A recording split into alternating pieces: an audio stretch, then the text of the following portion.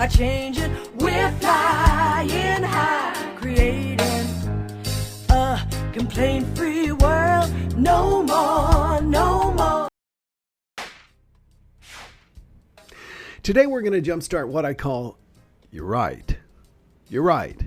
Now, this is a big topic because we tend to think that we are right and other people are wrong. In fact, in many ways, we judge our very rightness by other people's wrongness. In other words, the people that I agree with cannot be the people that I disagree with. It's really kind of amazing. So where does this concept of being right come from? Well, when you believe that you are right, it is truly just a belief. You believe you are right. And you believe that because you have decided that it's true. In other words, the word belief, if you recall, literally means that which you have decided is true. In other words, you make the decision and then that's it. Does that mean that it's necessarily right? Not necessarily. And in fact, one of the great things you can see about a person, maturity is often the willingness to look at your own beliefs and be willing to reevaluate them, and in some cases, possibly even change them. Today, this whole right-wrong thing is playing out more than ever. Let me start out by saying that I'm talking specifically about politics, and I'm sure you're not surprised that that's what I'm saying. One of the 5 reasons people complain that I teach when I go out and do speaking events or do them here virtually from my home studio is that people complain for power. They complain because it's what I call enrage or engage. You can get more engagement by enraging people than you can by inspiring them. It is a sad truism, but it's simply behavioral and economics and psychology. Our minds have a negativity bias, and therefore we are driven by a negative activity. So, what the news does is it tries to enrage us so that it can engage us. And there are very, very distinct camps when it comes to the news these days. As I've shared with you before, sometimes I like to scan through both CNN and Fox News and see what's playing on either channel. And if you read both of them, and it's not easy if you are a particular fan of one or the other. Trust me, if you're a big Fox News person, go look at CNN for a little bit or listen to NPR and see if you can do it without getting upset. The other thing is, if you are a CNN, NPR person, go take a look at Fox News and see what it feels like to you. Now, the news media has always been there to enrage people. That's what the news is. A comedian once said, the news is, here's what's bad in the world. Local news is, here's what's bad going on close to you. So the purpose of the news is to enrage you and to also nowadays, more so than ever, to have a political opinion. I wouldn't say an agenda so much. Some would say an agenda, but I would say an opinion. That the news media, which, in many cases it always has. In other words, there have been newspapers that have endorsed various people for president throughout history and opinions and everything like that. But even the editorial content, if you read CNN, it says, I can summarize CNN for you so you don't necessarily even have to do it. You ready? Trump stinks, Trump stinks, Trump stinks, Trump stinks. All right? You read Fox News and it's Trump's great, Trump's great, Trump's great, Trump's great, which almost makes you think, oh my gosh, which one is correct? Well, maybe both. The thing is, you and I have decided, because we have to, there is something inside of our minds that does not like to deal with ambiguity. So what we do is we like to decide. But what we've discovered is that people don't decide based on the news. In fact, I read a study which I found really interesting. The news is there ostensibly to educate the electorate. That's what the news media will tell you they're there for, to educate the electorate. Okay?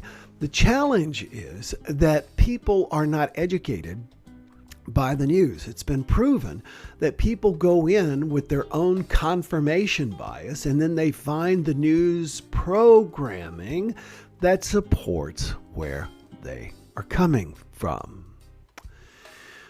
Wow. So in other words, the news is not really there to enlighten us. It is there to entertain us. Now, why would I say it is there to entertain us? That seems almost like a harsh criticism. It's not. When you look at the word entertain, it means to shock and to surprise. Think about it. Think about some of the most entertaining, shocking, and entertaining movies of all time. I think of the moment when we found out that Darth Vader was Luke Skywalker's father. Remember that? Shock, surprise. Now, that's what made it so entertaining. If we know how movies are going to turn out, not so entertaining. If we know how politics is going to turn out, not so entertaining. The news is there to entertain us by shocking and surprising us and feeding our confirmation bias. Fox News is going to tell you how terrible Nancy Pelosi and the rest of the Democrats are, and CNN is going to tell you how terrible Donald Trump and the Republicans are. It's all designed to enrage us and to engage us. And what I want to do is to invite you to consider that the people whom you disagree with are right.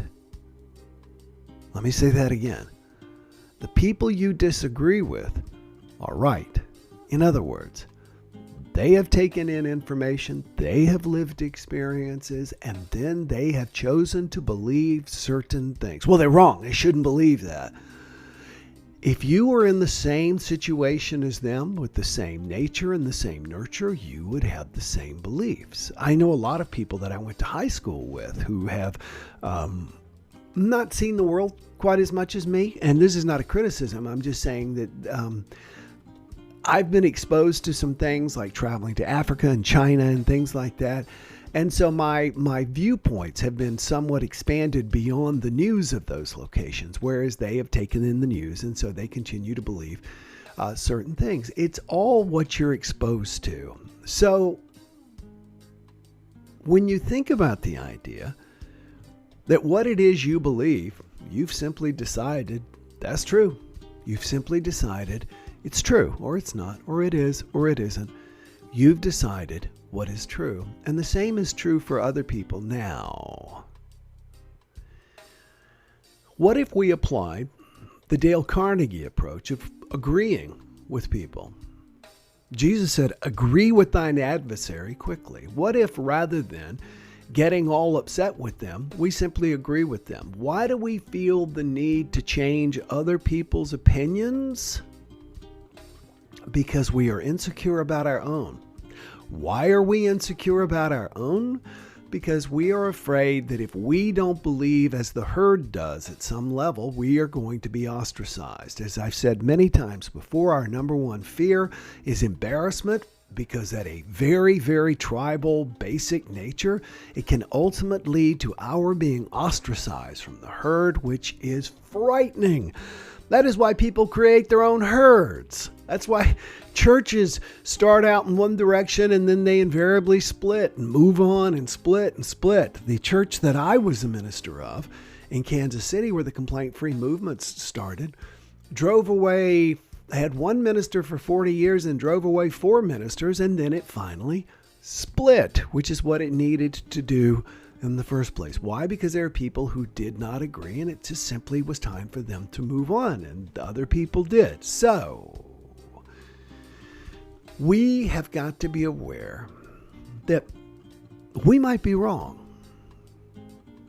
I'm just saying, be open to that. Once you made up your mind is no longer functioning. There's an old saying that minds are like parachutes. They only function when they're open. And so it's important for us to do our best to keep our minds open. One of my relatives, who I disagree with politically, posted something on Facebook the other day, and as I read this, My first ego thought was BS. Remember, the ego is always going to be there, and the ego is always going to speak first, and the ego is always going to speak loudest. And so what it said to me was, oh, BS, what a crock. And as I'm reading this, my ego is getting angry. Why is it getting angry? It's getting angry to justify my opposite position. In other words, I've got to hang on even more strongly to my position as I'm reading what this relative wrote. And the interesting thing was, normally I would have just ignored it, hid the post, but instead I chose to completely read it, and I chose to sit with it for a moment and to consider how my relative feels and why my relative feels the way that they do.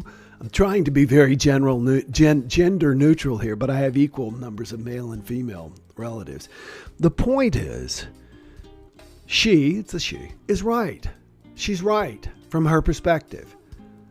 And for me to sit and say she's wrong makes me somehow feel justified in my own belief, but it doesn't change anything, and it certainly does not build any bridges. So what if you went out today, instead of thinking this person is wrong because they disagree with me, and simply say this person is right and they disagree with me? Let me say that again. This person's right and they disagree with me. It's not about trying to change other people's minds. I was looking at Facebook this morning, as I'm sure you all do. I have, friends and family who feel the need and the desire to post regularly about politics. Now, I find this interesting because my mother always taught me that you never discuss sex, religion, and politics in polite company. I really don't think these people, if they are Catholic or Lutheran or Jewish, would be posting about how their religion is right, but it's okay for us to post about our politics. I say this because there's an old saying, those convinced against their will are of the same opinion still. Very few people are neutral. So just consider that maybe you're casting pearls before swine when you're trying to convince other people. And I know that's an invidious comparison, my forgiveness. Please forgive me, but the same is true for me. When someone is trying to convince me of a political opinion other than mine, you're probably just casting pearls before swine. Instead, let's talk about what's good. Let's talk about what's right. Let's talk about what's working. Let's talk about what we do agree on and focus on that. The challenge is that what we agree on is not very exciting. There's no conflict there. There's no news. There's no shock. There's no surprise. So just watch how often you look at the news or whatever to really just be entertained, shocked and surprised, because it's not necessarily going to change your vote. And also realize that you're not going to change other people's minds necessarily. Now, you can get out there and you can volunteer, and you should, for the election. And in that case, you can educate and inform and inspire people to vote. That I'm good with.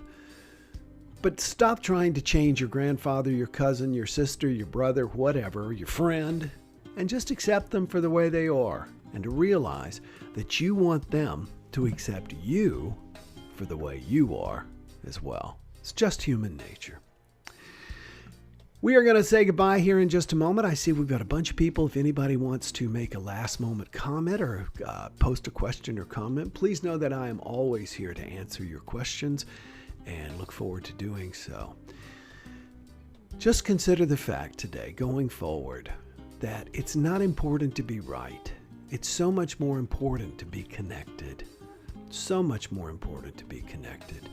And when you are not resisting other people, when you are not trying to make them wrong, they are far less likely to try and make you wrong. And more importantly, you're not going to have conflict. And that's what matters. All right, thanks everybody for being with me today. For those of you who are part of the Complaint-Free Meditation Group, I look forward to meditating with you live. We have a brand new member, and I hope she's with us today. I noticed that yesterday. So I want to say have a great day, and I look forward to joining you again tomorrow. Bye-bye, everybody. No more complaining people. Their lives are changing. We're flying high, creating complaint free world, no more.